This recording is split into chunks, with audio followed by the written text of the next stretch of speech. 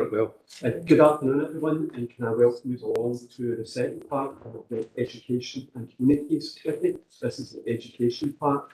Again, I'll just make the convener's opening statement and just welcome you to this meeting of County Council's Community and Education Committee, the education part of it. This meeting was been held remotely and also in person, and will be filmed and recorded for live and subsequent broadcast available through the Council's website. The Council's a data controller under the General Data Protection Regulations and Data Protection Act 2018. We broadcast and record Council meetings to fulfil our public past obligation and to enable members of the public to observe the democratic process. Data collected during the process will be retained in accordance with the Council's published policies available through the Council's website. Members of the Council are reminded that they should follow the Council's established meeting protocols, including the use of the chat facility, and that the comments made in the chat facility are written below since the meeting, which may include members of the public who have received invites to this meeting. So with this, can I ask Anne to go through the roll call, and then we'll go into apologies and resolutions of interest. Brian? We have apologies from Councillor Wilson, with Councillor Brooks substituting, Councillor Daisley and Councillor Crowther substituting, and Reverend David Burt. We'll now move to the attendance roll call. We're proceeding with declarations of interest. Can the following members please indicate they're at the meeting either in person or remotely? Councillor Armstrong. Present in the chamber. Councillor Brennan. Present in the chamber. Councillor Brooks. In chamber. Councillor Flaherty. Present in the chamber. Councillor Crowther. Present in chamber. Councillor Law. Present remotely. Councillor Maguire. Present. Councillor McVeigh. In chamber. Councillor Moran. In the chamber. Councillor Quinn. Present chamber. Councillor Robertson. Present in the chamber. We have apologies from Reverend Burt. Mr Doherty. Present in the chamber. Reverend Fraser Donaldson. Ms Paula McEwen. Present remotely. Are there any further declarations of interest rather than those made earlier in this meeting?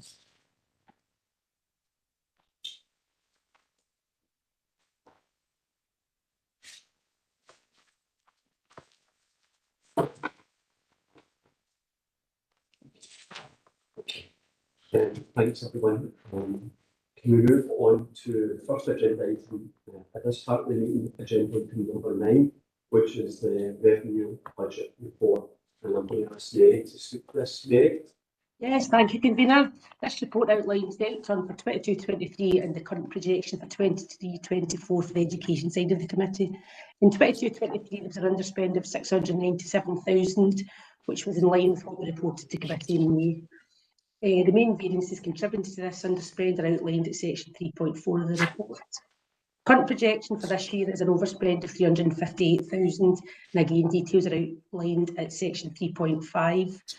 Committee is asked to note the final outturn for last financial year, the current projected overspend for 23-24, and also that the corporate director and heads of service are reviewing areas to reduce spend in order to bring the committee back on budget. Happy to take any questions. Thank you, Mary. I'll open up to any questions. Thanks, convener. Item 3.5 point G. I'm one of the two councillors on the board of IVCSS, and I just wanted to ask if consideration could be given to whether IVCSS could do anything to alleviate the projected overspend in relation to children with additional support needs, if it's appropriate. Thank you very much. I think that covered one for Tony. Tony? The convener, IVCSS are already part of the existing contract for DSN, and when we look at, we're going to do a review this year, and when we look at the review, we'll look at all options to reduce the cost, but ultimately we have to adhere to procurement regulations and make sure that we get value for money for all contractors. Thank you. John? Thank you, convener. Just look at 3.5, and it's the see now where that one is, the underspend on section K, where the project is an under recovery of 107,000. It gives the reason behind it due to the low uptake. Has there been any analysis as to why that uptake is so low? Is it due to, say, choice of what is on offer, and could that be reviewed? Through you, convener, yeah, there's a number of factors for the low uptake of secondary school yields. One of which is choice. The other one is also the available options with schools for neighbouring shops, etc. So we find incomes quite good in the schools that don't have any shops nearby. So we have got a review ongoing. We've actually concluded in school meals that we're looking towards getting a new system that will guarantee pupils' choice when they make the choice, that they will get the order that they wanted, and they've indicated at the start of the school day, and that should reduce waste. So it's quite a complicated factor, but hopefully we're making inroads into it now. That's very nice, lovely, thank you. Tom? Thanks, Keir. Just to follow up on transport on the ASN transport, I know last year we allocated 125,000 to the budget. Yeah, we're still projecting overspend of 173 compared to 174 last year. They're absolutely not actually getting the kids to school none whatsoever, but I'm just wondering what after putting that extra funding, we're still feeling an overspend, and is that going to be a budget pressure for this budget, or are we going to hopefully cover it with underspends in other areas? Yeah, currently we're looking at it as a budget pressure, but also recognizing the fact it's going to take us time to do a complete review of ASN transport, especially when we're looking at branch review of what alternatives are available.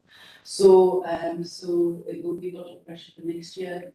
You can understand that with an increase of children who have different support needs and different needs to be transported to school, and also for all the right reasons, the amount of practice we've got going backwards and forwards, we have to look if there is an alternative way of doing that. We also know that prices have increased. We've got human prices have gone up, and we need to look at what the best value for money may be. So that's what it's going to take time to do that. In all honesty, Councillor Basin, it will be pressure into next year. Okay, thanks for that. Thanks for the answer. Elizabeth? Thanks, Convener. My question's on 3.5 also, it's section M. The income from our local authorities for the ASN placements over recovering by 60,000. Is that new income, or is it just the first time it's been reported? Because I think it's welcome to see. It's something we've spoken about in the past. I've certainly raised it in terms of the functional enrolment view, and it's a place where we can sell provision rather than just use it for ourselves. So it's very welcome to see it, but I'm aware it's the first time I've seen it, so I don't know if it's new or just new for reporting. They're coming on the reporting and that the pragmatics behind it. Okay. Mary? Yeah, I mean, there was an over recovery last year, as you see at 3.4M also. But it's the first time it's been reported at this stage in the year. I suppose I would point you in the direction of I as well, because we have got an overspend in terms of placements out with the authority, so they do more than cross cancels that additional income. But it's certainly an area we're looking at. Yes, okay. Yeah, just to say that we do have, people will come into our authority for a variety of reasons. One, from the specialist placements, particularly cover sort of death provision, but also somewhere where perhaps children will be placed out with their own local authority and specialist care. But we will have the same thing going out as well, depending on the placements made. So it's not a reliable income stream is what I'm trying to say, but and of course depending on what needs to do. That's fine. Any other questions? There's no other questions. Can you agree with both? Agreed. Then we move to the capital programme, 23-26. Eddie, would you like to start us off on this? Yeah, thanks, convener. There's a few sections within the report with the main kind of content of 3.4 expressed in Appendix 2, which gives an overview of all the kind of current life cycle work being undertaken across the state. CO2 monitors in schools, there's some residual funding there. They were expending on, again, life cycle replacement of existing monitors.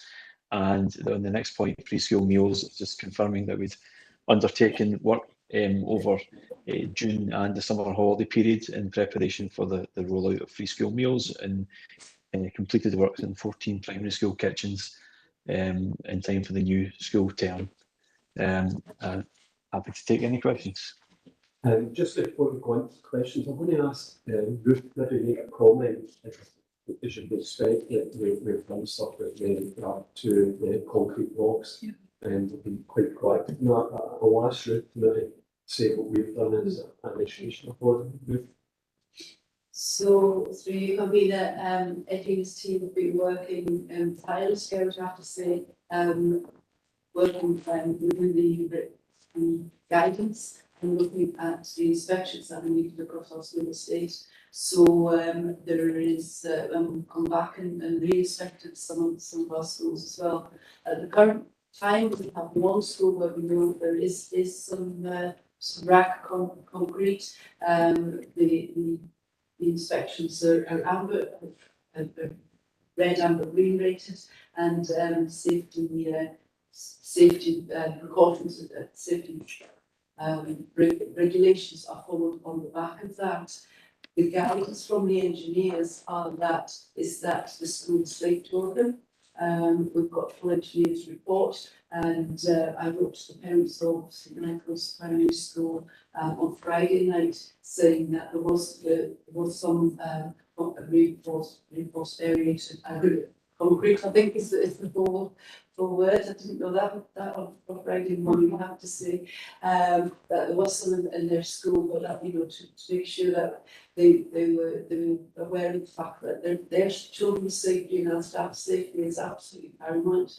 Eddie and his team will continue to monitor, and we're receiving regular updates from the Scottish Government about what the position is. I don't know, Eddie, if you've got anything else to add to that? Through you, convener, no, I think that's a fair summary, Ruth. I think it's just to kind of reiterate that we're following the guidance from the Institute of Structural Engineers, and we have external engineering reports that confirm the condition of the panels, which is good, and that we'll continue to manage that. And in the background, we'll be looking at options and proposals for the full kind of removal and reinstatement of that in the longer term. So that's a kind of similar position to other authorities across Scotland, and it's an ongoing situation that we're keeping completely up to date on through national forums and Scottish Government correspondence.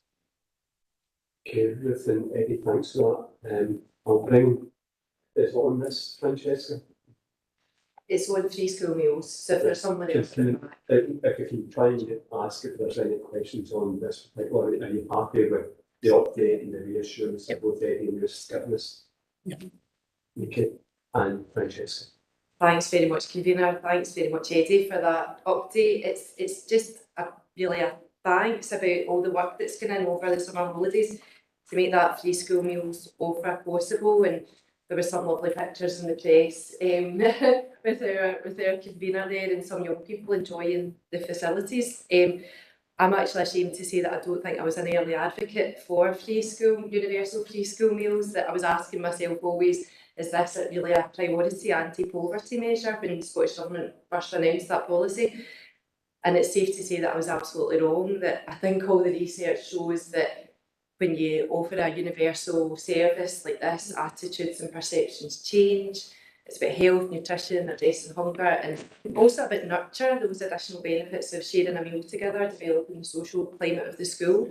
So now that this work has all been done, I would just urge children in Inverclyde to take their place at the free school meal table, and urge parents to also give their children a nudge to take up what is currently, I think, still a unique service. And we've not delayed on this at all in Inverclyde, so big thanks to everybody who made it possible. Thanks, Francesca. Thank you. Well done.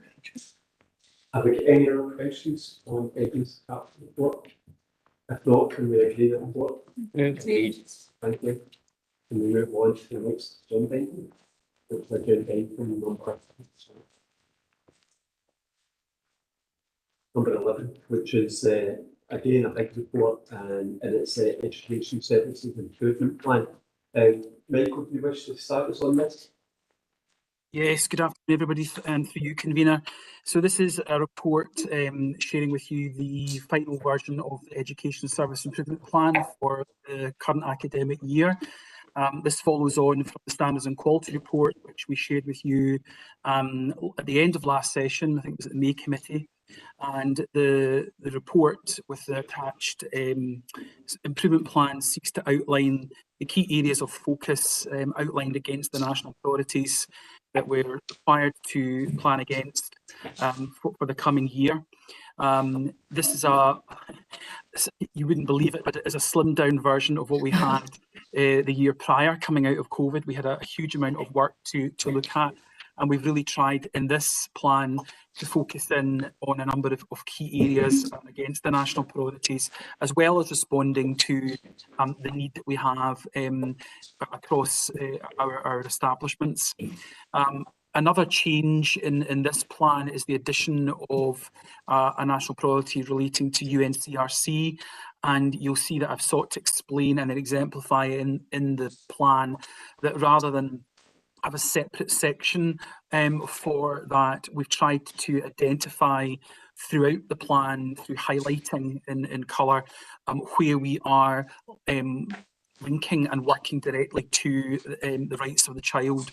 We sought advice on this from Education Scotland, and in fact when I asked, they hadn't actually thought about that and thought that this approach was a good one, but obviously we may decide in the future that we do wish to pull out a separate section against that national priority, but we have planned against it, and there's a lot of activity, as you'll see in the plan, in relation to that. The other thing that's different in this plan is we've tried to maintain and identify who is responsible for continuing to work on some of the things that we had in the plan previous last year, so that we know that we're not necessarily finished with that piece of work, but we want it to continue to progress. And the section towards the end of the plan outlines that. There are a number of new pieces of work within this plan. One of them that I'm really excited about is, and we're launching this on Friday, is the new framework for literacy for Inverclyde, which is a long-standing piece of work which pulls together a huge amount of work drawn from experts within our own schools and establishments in conjunction with Education Scotland and other partners to outline the latest thinking and research and evidence around literacy, with a particular focus on the teaching of reading. And that is a framework alongside some strategy and training and input from the Attainment Challenge over the next year to really ensure that we are confident across our schools that everybody is fully commensurate with the most effective way to teach reading as a core plank of improving literacy across the authority. Other than that, I'm happy to take any questions, and the committee and recommendation is asked to approve the content on the publication of the improvement plan for 2024. Thank you, Michael. We'll open up for questions. Thank you, convener. I'm just looking at number 4.2, it's closing the attainment gap. And I noticed that the national press has been picking up on the number of children that have been playing truant, or known locally as skidging. And was wondering if there's been any figures available that makes comparison between the various SIMD areas within Inverclyde, and if that is playing any part in the attainment gap between the most and least disadvantaged areas. Michael? Yep, through you, convener. So attendance is an issue for us in Inverclyde, but it's an issue for every local authority in Scotland. It's an issue nationally across the rest of the United Kingdom, and internationally. There's been a real downturn in attendance since we've come back to full-time education since the pandemic. There are a number of factors, I think, playing a part in that. And we will be sharing through the usual members briefing our annual outcomes. And some of the outcomes that we do take a look at is the attendance. The overall attendance figures are certainly on a slight upward trajectory for us, but when we compare them over time, particularly back to pre-pandemic attendance figures, nationally and here locally, they are lower. There's a huge amount of work being done, Councillor, in respect of attendance, both during the pandemic and since, linked very much to the Attainment Challenge.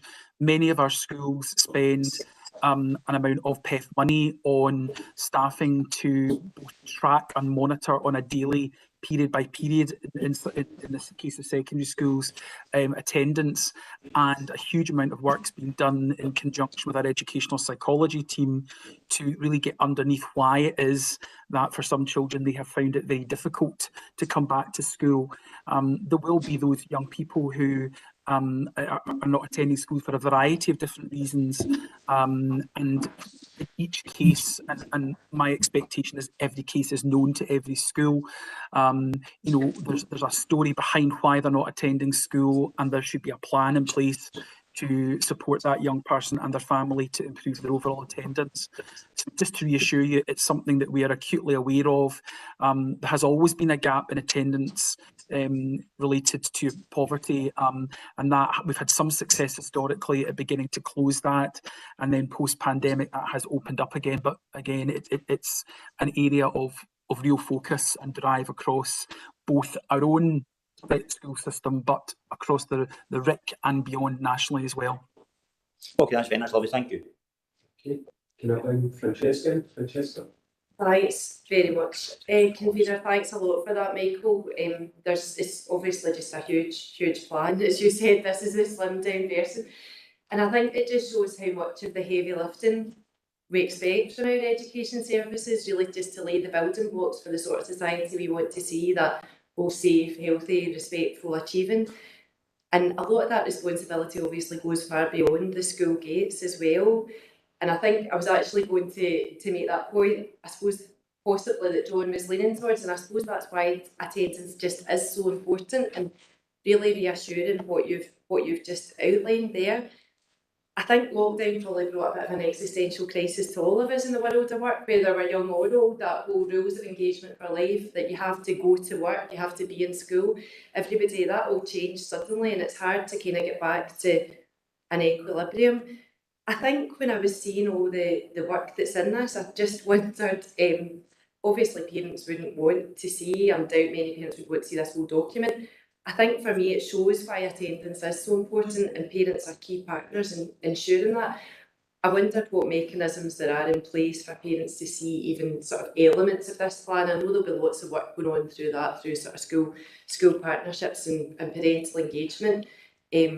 I think it's just great to show parents this is why, you know, your young people need to get themselves to school as much as they possibly can. Thanks. Mike, do you want to comment on that? Yeah, through you, convener. I mean, we do have an annual slimmed down version of this document, and once it's approved, we've got a sort of draft sitting ready to go, which tries to, as much as we can, articulate our key priorities at a high level, but articulate the plan. We will share this at the forthcoming parent council chairs meeting, and again share our priorities going forward. Specifically in attendance, there's a lot of work done to communicate and try and promote attending school, and try and link that across to the reasons why not attending school may have a detrimental impact, and that's done in a variety of ways, more formally when it's required, and informally, and just generally trying to promote an ethos of attending school. I think equally we're testing ourselves, and we're, as a system, particularly here locally, I've put that challenge back to myself and colleagues to say, is this worth attending for? We need to get this right. And where we've got, barriers that are preventing that from happening, we've got to get to the heart of the matter. And there's a lot of case studies that we've got in particular schools where they've then been asked to showcase some of both their monitoring and tracking systems, as well as what they've done subsequently when they've identified individual children who have got some challenges around attending school. Thanks, Michael. Thanks, Francesca. Great. Thank you, convener. My question is really relating to paragraph 4.6. I imagine that the distribution of care experienced children and young people is not equal across all of our schools, and I really wanted to ask if there is any additional support or is consideration given to the proportion of care experienced children within a school. Is that something that is considered? Is there additionality? Thank you. Thanks, Sam. Michael, I'll put that over to you. Maybe that's a good thing to, I don't know about you remember over the last year about a virtual school. Maybe it's something we can, I'll let you answer this first. Okay. Thanks. Michael. Yeah, so through you, convener. So I was going to reference a previous presentation. If you recall, we had to committee by Susan Chambers, the virtual head, and as this plan indicates, the virtual school is now in its second year, and one of the big pieces of work has been to establish clearly between ourselves in education in particular and colleagues in children's social care, who the care experience cohort are that essentially make up the role of the virtual school. And you're right, in some schools there potentially will be lower numbers, and in some schools will be slightly higher numbers. I mean, obviously schools are receiving pupil equity funding for all children, and that's driven through various criterion, and within that pupil equity fund, obviously we're looking at a range of different strategies for cohorts of young people, and some of those young people may well be care experienced, and some schools may decide to have a sharper focus depending on the nature of the level of need within the cohort. We do have the Care Experienced Fund that is a separate fund to the Attainment Challenge. That is driven by the number of care experienced young people within the authority, and that is sort of co-managed between ourselves and our colleagues in social care.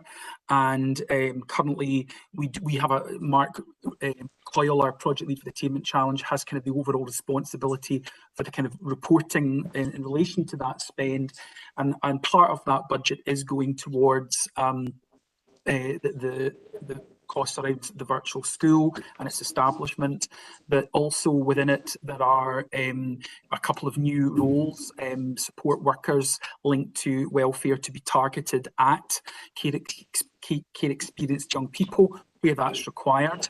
So there's that additional resource that is being put out to support young people in schools. And within that, there's also a system in to access the Care Experience Fund that's largely driven by social workers linked to supporting young people where it's relevant. And those referrals come in looking for money from the Care Experience Fund to support young people with care experience in a variety of different ways. Thanks, Thanks, Michael. Thank you, convener. Can I bring Natasha? Yeah, thanks, Jim. So I've got a couple of comments and a couple of questions, so bear with me. So first of all, thanks for bringing this plan to us, and it's really helpful to have the UNCRC highlighted. It's really helpful to have the glossary as well, so thank you for that. My first question is on page 83. We talk about a series of bereavement, change and loss lessons for schools. Is this going to link to the things that Ben Kane set up as part of bereavement and loss? He started a group within a school, I believe, to try and help young people not be alone throughout bereavement. So that's my first question.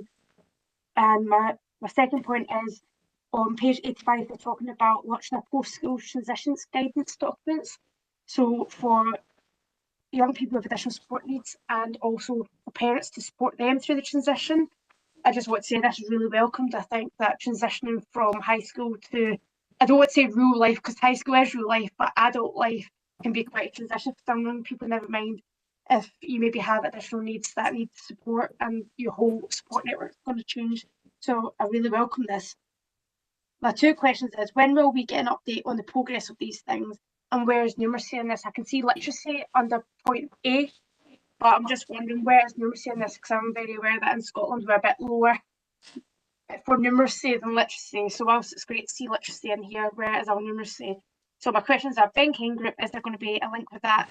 Where's numeracy? And then will we get an update on the progress of this? Thank you. Okay, I think I've got the three questions. So for you, convener, yes, the work you're referring to around bereavement and loss is absolutely on the back of various conversations, meetings that we've had as a central team with Ben. Obviously he's now left Clydeview, but I know he stays very interested, and we maintain a link with him. He's had a number of meetings over his 6th year last year with council officers, even bringing in work from across the RIC. And so absolutely the work that you're referring to in the plan is a result of Ben's reaching out to us and conversations and challenge, I have to say, rightly so, in order to take that piece of work forward. You did mention the post-school transition guidance. In fact, I need to get that first thing tomorrow morning to see hopefully the very final version of that. And that's been a piece of work over the last year to try and really clarify and be clear on expectations, roles and responsibilities in relation to young people moving from school into post-school life. And hopefully that will, once it's shared more widely, help to move us forward in that regard. I mean, numeracy may not be a headline priority for us, but it's still there. It's still absolutely something that we're looking at. Interestingly, when we share outcomes across our primary schools, our numeracy results are stronger than literacy. However, we're picking up potentially that maths across senior phase in particular is an area that we're recognised we need to continue to do more with. But just to assure you, just because it's not in the plan, it doesn't mean that that doesn't remain a focus for both the Attainment Challenge, all of our schools. And for example, we have a very active network of the subject network of the principal teachers of maths in the secondary sector who meet regularly with our central officer team. Thanks, Michael. Natasha, does that answer your questions? So it answered all but one question. My final question was just about update on the progress. When will we get an update on the progress of this? And thank you for confirming about the maths. I assumed that we had somewhere, I just wanted to check. So when will we get an update on the progress of this? Will it be after the year or will it be mid-year? I'm just wondering. I'll get with the Crown that one with. Okay, you'll know that we bring the standards of quality every year to the committee. That is essentially the update on progress of how we took forward our improvement plan. So the standards of quality does two jobs for us. It basically says, here's what we said we would do, and here's what we did, and here's also what our attainment and our current provisions looking like. So it's a cyclical process where we have the improvement plan on the back of the standards of quality, and then it also feeds into that as well. But you also get updates up through the performance briefing as well in November once we've got these. Okay, thanks, Ruth. Is that okay, Natasha? Yes, thank you, Michael. Thank you, Ruth. Any other questions? If not, can we agree the report? And again, going to agenda item number 12, which is another big report full of information. And I'll ask Michael to introduce it. Michael. Thank you, through you, convener. Deep breath. So there's a lot in this report, and I'm not going to spend 20 minutes reading through what's here, but there are some big hitters in this report, as ever. So just to start going through the report, the initial section there at 3.1 is we usually report to you on both Education Scotland outcomes and Care Inspectorate outcomes. We haven't had any Education Scotland inspections and to report on, but these were Care Inspectorate outcomes happening during the summer term, if you like, and you'll see some very positive results there. We did want to highlight the positive outcome in respect of more childminding, which is a childminder within the local authority who has achieved 4 excellence in her Cadence Spectrum report, which is very, very rare, I have to say. And given that the overall expectations around the Cadence Spectrum framework have increased, many establishments are finding it harder to achieve good, let alone very good, let alone excellent. So we just wanted to ensure that we shared that with you as a fantastic news story about provision within the local authority, as well as celebrating the really strong results across both Binney Street and Blairmore Nursery School, which we now know is Blairmore Early Years Centre. So some really encouraging news there. The next section from 3.2 is an overview of where we are regarding education reform. I think to summarise it, where we are is we now have final reports, final outcomes from quite a long process that we've been through in relation to both curriculum development and qualification systems under the Hayward Review. The reform of the national bodies doesn't have necessarily a report as such yet, but we also have at 3.23 the Withers Review, which is one of these things that there's so many things coming at us that we're in danger of missing, but it's an important piece of work. And as you'll see in 3.3, it's taking us through the review and recommendations in relation to, for example, Skills Development Scotland and the DYW Skills Agenda. So I think all of these reports and recommendations, and there's a lot of them now that are on the table. What we're really waiting for, I suppose, now is the Scottish Government's full detailed response to this. We can see what the recommendations are that we've been left with, and it's now about understanding how that will be taken forward. We are being encouraged to continue to discuss education reform. We've certainly promoted and encouraged schools to take time out during the in-service days to engage with this. And I think that's one of the biggest challenges, is ensuring that the profession is given adequate time to engage with what we can see here are significant, quite seminal pieces of work that will certainly shape the future of Scottish education. And there's a lot in there, but I'm acutely aware of time, and I'm keen to just keep moving forwards. The next brief section at 3.3 is just to update you. Remember, we reported to you previously that there was a Scottish Government consultation on uniforms in school. That has now concluded, and guidance has been developed that will become statutory guidance eventually, that we will see at some point during this academic year, and you can read more about that in respect of what those outcomes are beginning to look like. We've been asked to, on an annual basis, come to you with an update on placing requests. So these are the placing requests that we received, granted and refused across our primary and secondary schools across the last academic year. And you can see that we've also given you information about the number of appeals received and the number that were successful at the committee. I'm going to now hand over briefly to Ruth, and then I'll come back in. So section 4 takes us through the requirement to maintain teacher numbers, and you'll remember from the previous Education and Communities Committee that we had been asked to write to the Cabinet Secretary, Jenny Gilruth, on behalf of the committee, to look at the outcomes rather than the quantitative measure of teacher numbers. So in Appendix 1, the letter we wrote to the Cabinet Secretary is there, and we also invited her down for Friday, which is coming just before Christmas, so that's good news. And also her response to Councillor Property is in Appendix 2. But we did say we would update you as to what we foresaw as the position regarding the teaching staff as we went into this academic year. So the census number we would need to maintain is 781.1. That's what our census number in September 2022 was. So that's what the government says we should maintain.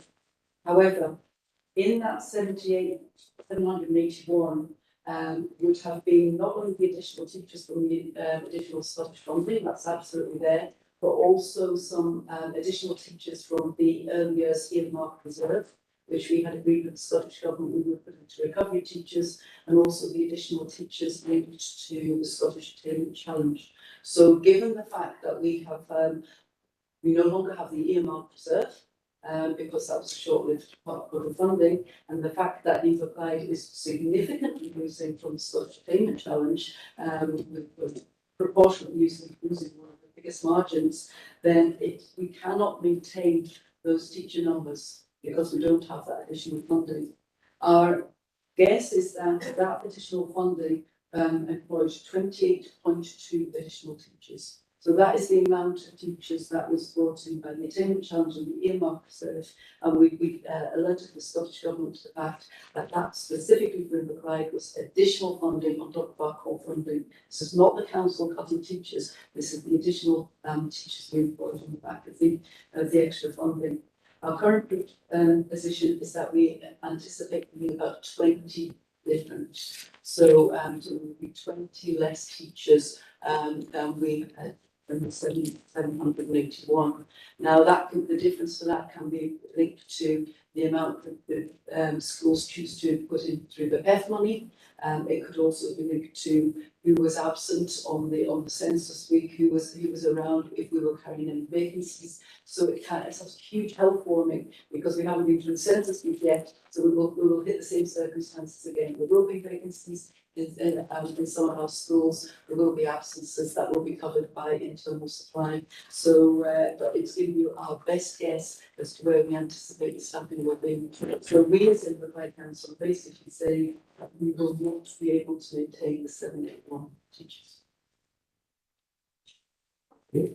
We'll carry on with Michael, then we'll get questions at the end, if that's okay. Okay. Michael? So the last two sections relate to just keeping people updated on a piece of work that is outlined in the improvement plan around Lomond View.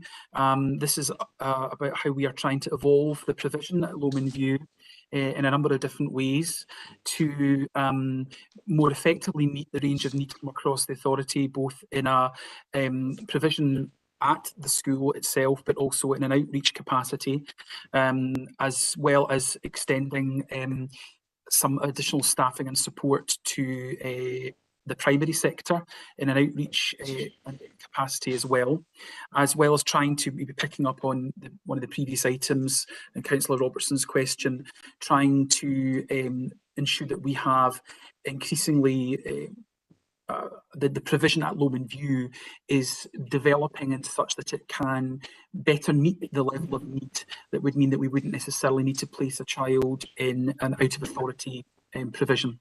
So that piece of work is well underway, and we've made various changes to the different models of provision, which doesn't preclude a young person from having their education fully at Lomond View, but we also have a part-time model, which we've always had. We've extended that. We've also tried to utilise skill and expertise through Lomond View to support young people. And going back to Councillor Crowther's question about attendance, who are really having some challenge around not attending school, and Lomond View being a route back into their mainstream school on a hopefully a full-time basis. What we're outlining here is that we will be engaging in stakeholder informal consultation over the next year to take views of a range of different stakeholders in order to ensure that we are moving forward in such a way that we can further develop the provision to meet the range of needs across the local authority. And we'll be evaluating the work we've done towards the end of the year in order to determine where we take the work of Lomond View going forwards. And then lastly, this is a kind of ongoing update, I suppose, in respect of a question that Councillor Robertson previously asked in respect to Tier 2 and Tier 3 mental health services. We will bring an annual report on the wellbeing service run by Action for Children to you at the next committee. This is us just trying to keep you up to date with the question that we've been asked and our endeavour to try and answer the question, and I think what we're summarising there in the sort of second the last paragraph in that section is that it is very challenging to be absolutely definitively clear about the impact that the Tier 2 service we has had on the Tier 3 service. We've worked closely in partnership with colleagues in the health service and CAMS to try and understand how we might be able to evidence that. And it's a challenging picture as the report outlines, but we will endeavour to work together to seek to be clearer on that as we go forward. So that's the end of the report, and I'm happy to take any questions. Can I thank you very much for that, Michael, and Ruth. Obviously, there's an awful lot in that report, and again, very similar to the questions earlier on. It's not only going to be 5 or 6 separate papers, but I think Michael has given you a full brief knowing every paragraph without even mentioning out. So with that, I'll open up the questions. I've got Elizabeth first.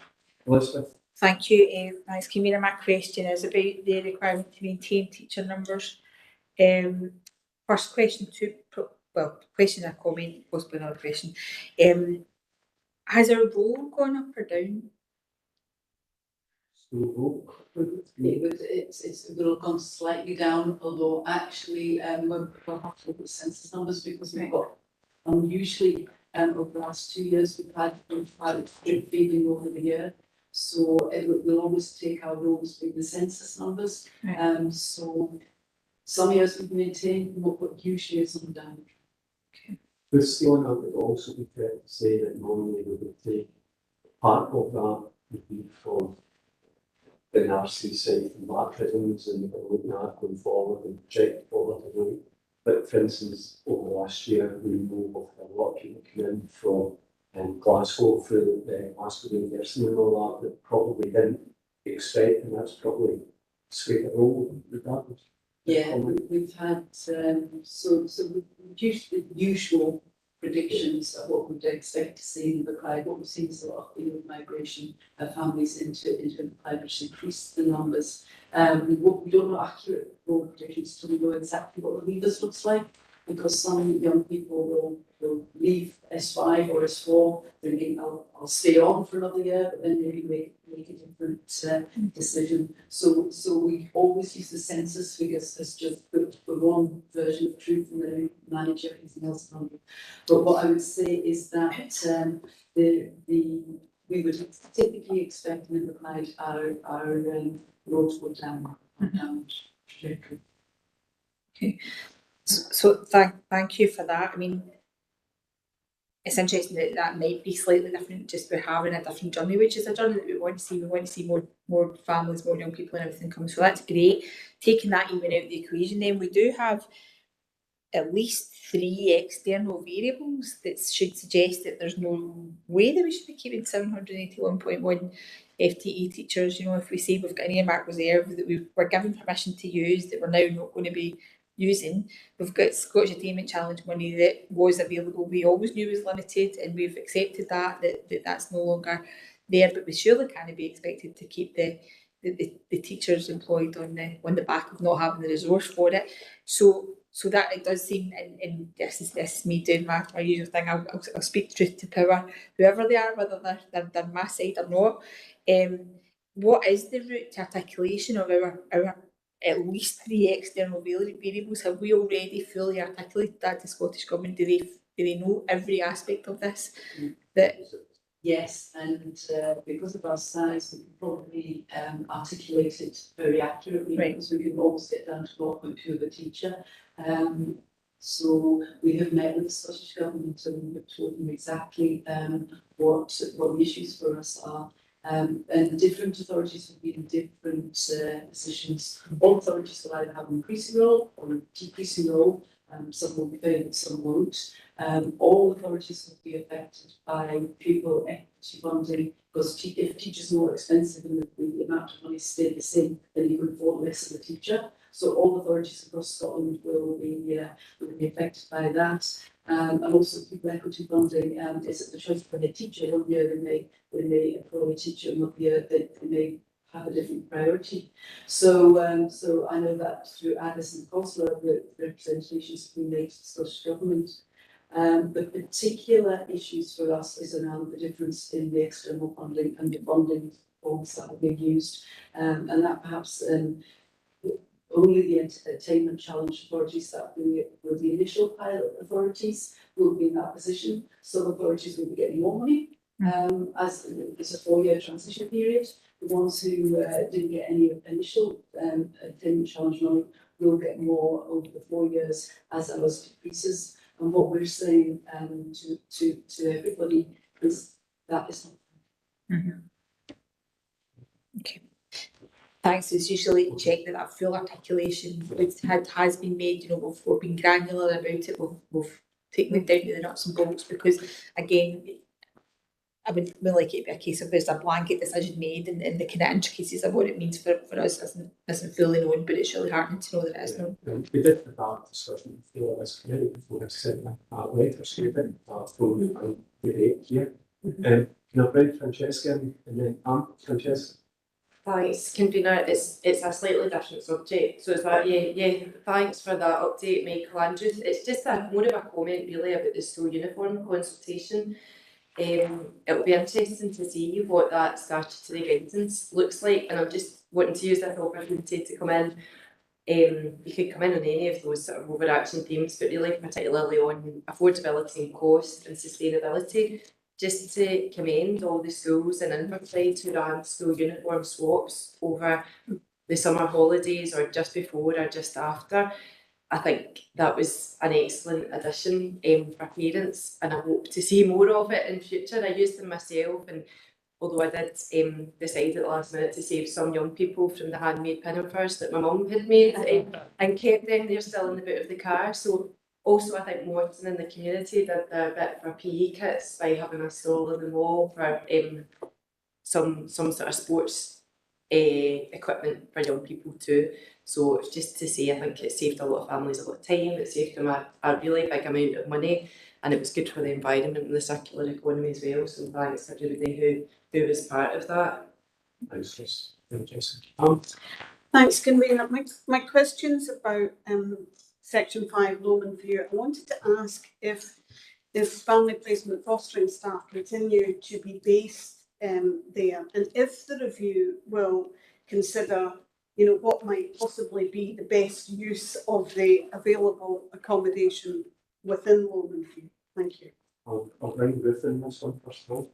The timing of your question, Councillor Armstrong, is very good, because actually we had a meeting last week with our colleagues in social work, and they were saying, do you know any good venue that we could use at the evenings and weekends to support the young people? And we were saying absolutely, you know, so we are looking at use of the building as well as the function of the people inside.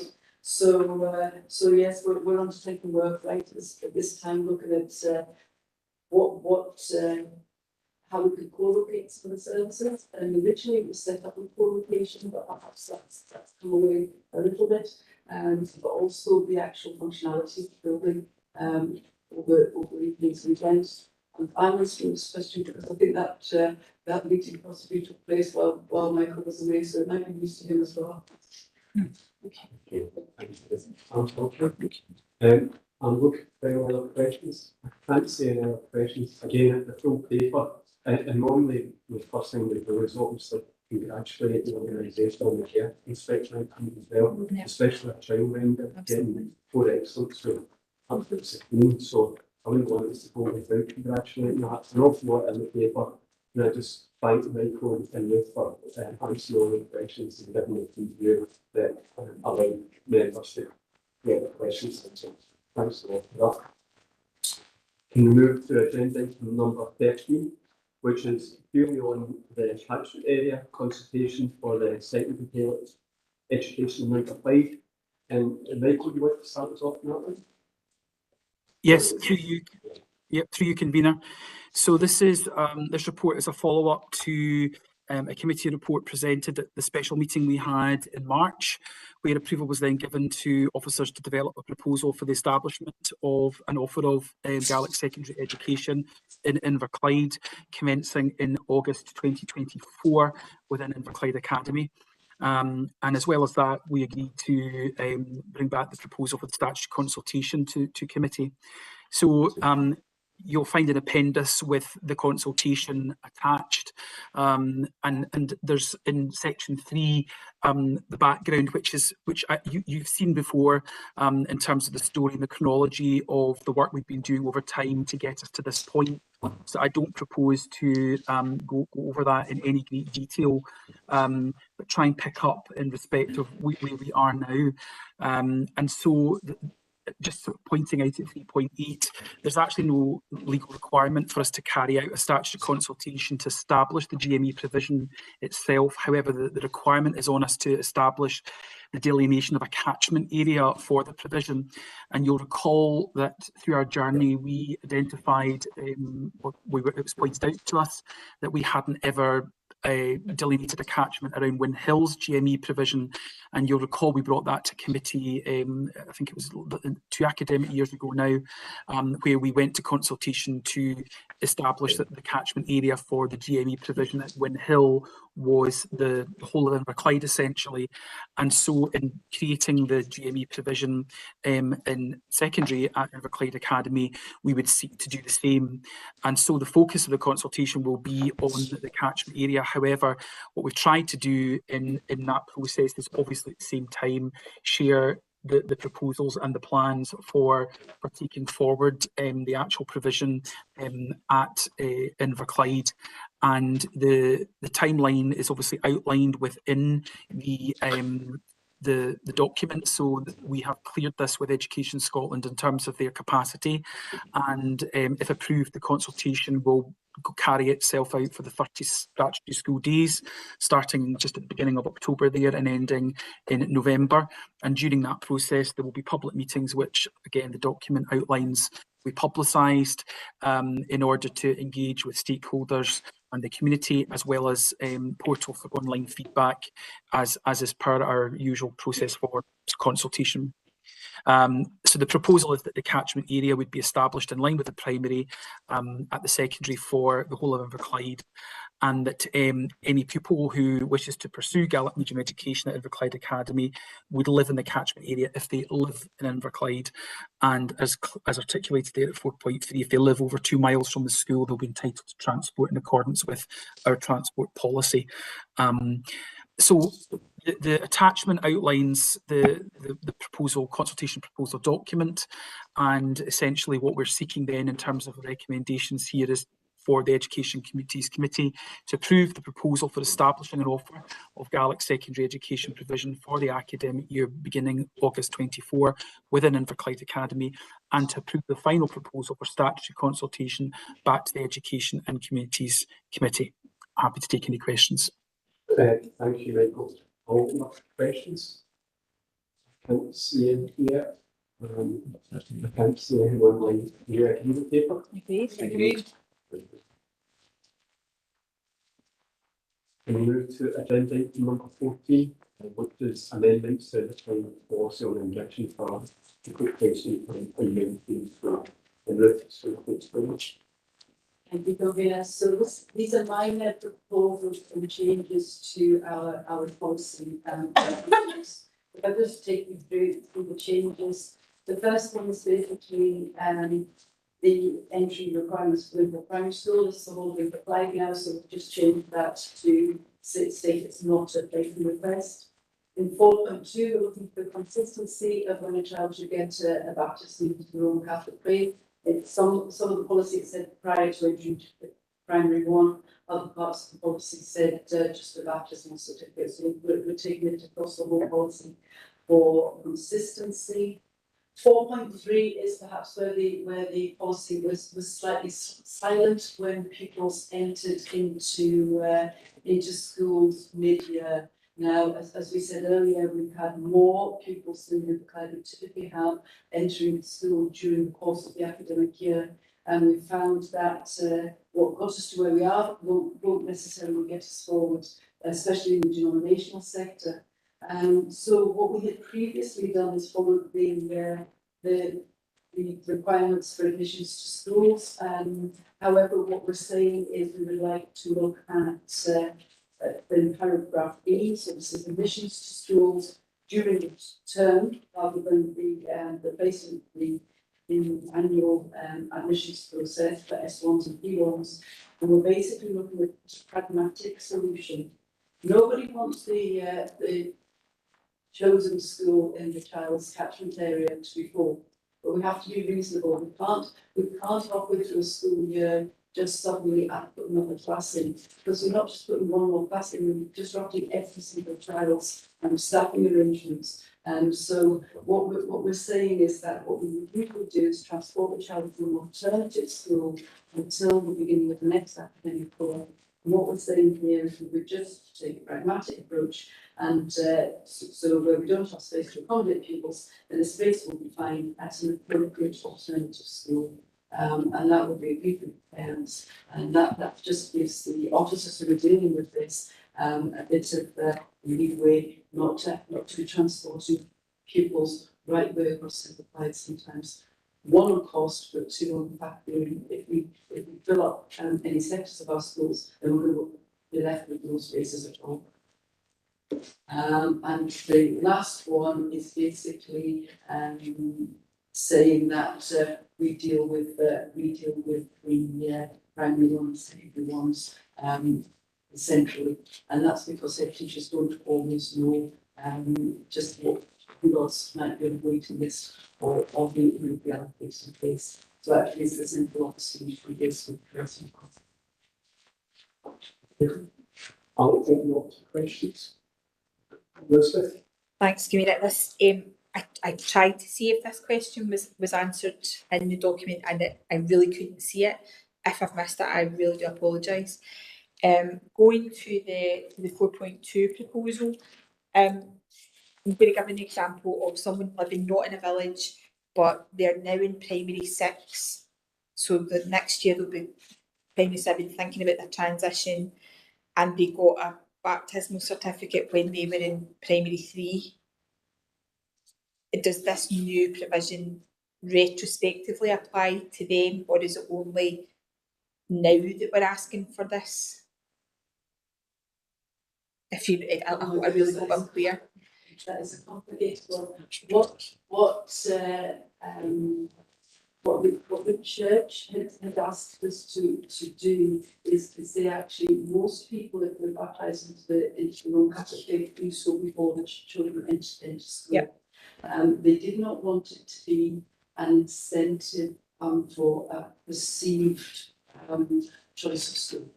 And that would put all sorts of pressure onto the church on the basis of that. So basically what we do is we consider any baptismal certificate to be before the child enters school.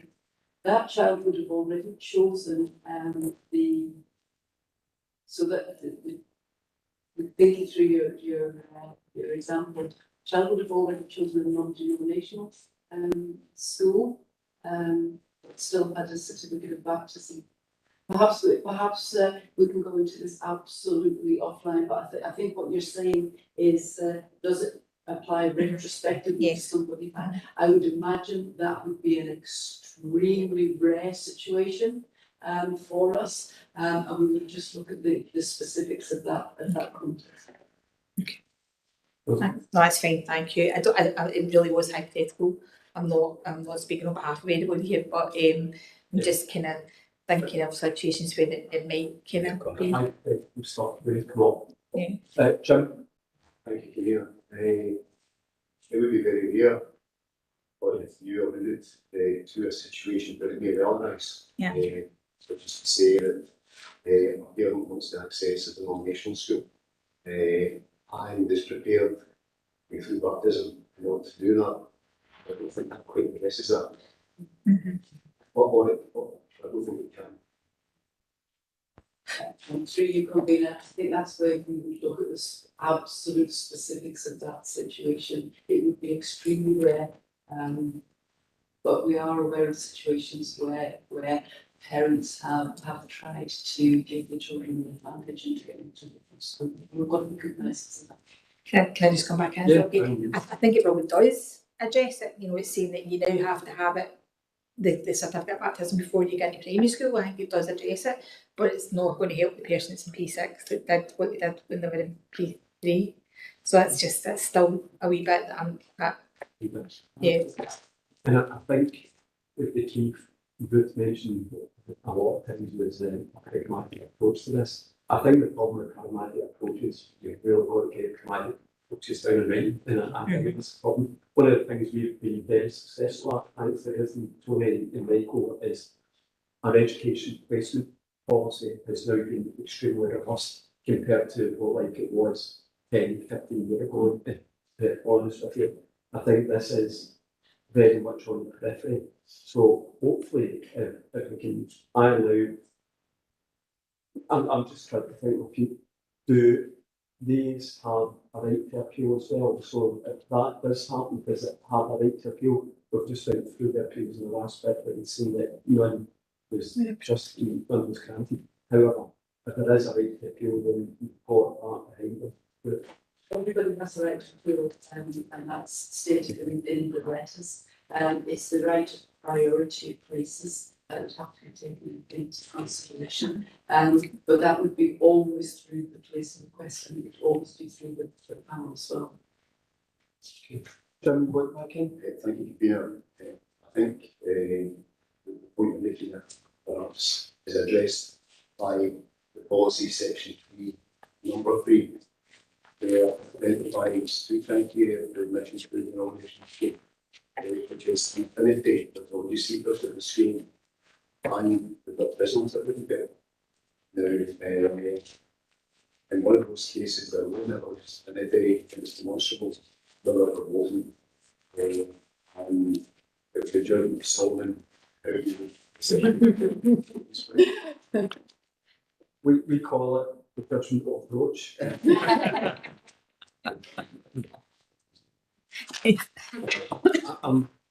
Is there any? Can we agree with that recommendation? Thank you. Agenda item number 15 is in private. So again, can I make an appropriate